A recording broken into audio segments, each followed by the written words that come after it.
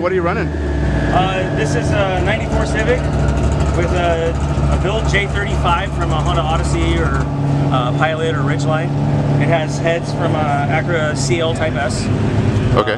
And then this particular car is using Wiseco 10-to-1 compression pistons, Potter connecting rods, TB Motorworks 283 cams, and then AEM Infinity for the ECU, AEM fuel pumps, AEM dash, AEM GPS, and then precision turbo. The fuel injectors are all from Fuel Injector Clinic. Okay. I have 6 2150s in it right now, and then it runs on Ignite 114.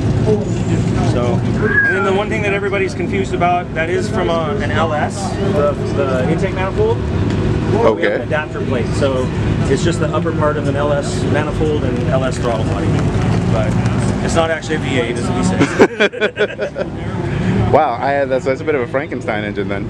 Exactly. And then I first did this event with this car 3 years ago, so it was a street car then, and now it's definitely not. It's definitely not. We drove it home 800 miles 3 years ago. You drove it back home? Yeah, we drove it back home after racing. How comfortable was that ride?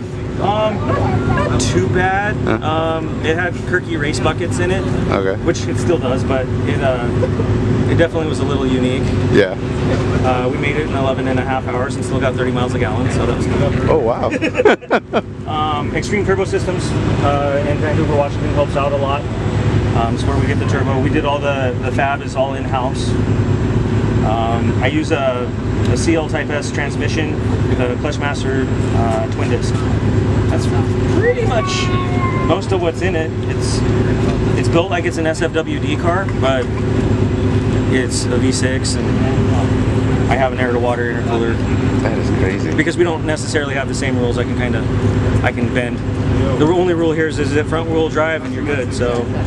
Okay, so that's the class that you're. Yeah, and that's the class. Front-wheel drive Civic. Okay, obviously, yeah.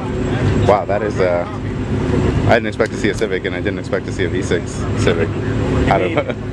We didn't turn it all the way up on the dyno. It made 973 at 35 pounds, 730 foot-pounds of torque. How much boost are you running today?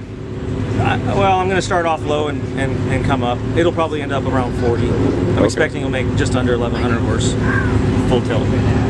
And your guy over there was telling me that you've almost gotten it up to 200?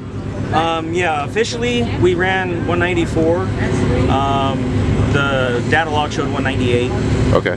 But the official time was 194, and that was without nitrous. And then that was at less power in Indiana last year. Sick. And so now it makes more power, and we have the nitrous in it. So 200's achievable. I don't know if it'll do it here, because this track is pretty dusty. Later in the year when we go to Colorado, I'm hoping that we can run 200 there. If it happens, I'm not going to get mad about it, but I don't know that it will necessarily do that here. In October, I ran 192.5 right here. In October, so, okay. And then that was with last year's motor that made 928, and I did have a 100 shot. So it just over 1,000 horse. It ran 192. That's fantastic. I love the car. Well, thank you. Yeah. Awesome. It's teamwork. Only way this thing got built. Like all our cars. I believe it. This is fantastic. And then, I'm sorry, can I get your name on? Oh, and my name is Arron O'Neal. Arron O'Neal? And I'm from Vancouver, Washington. Vancouver, Washington. And then with English Racing. English Racing. I'm the main tuner there. You are their main tuner? Yeah.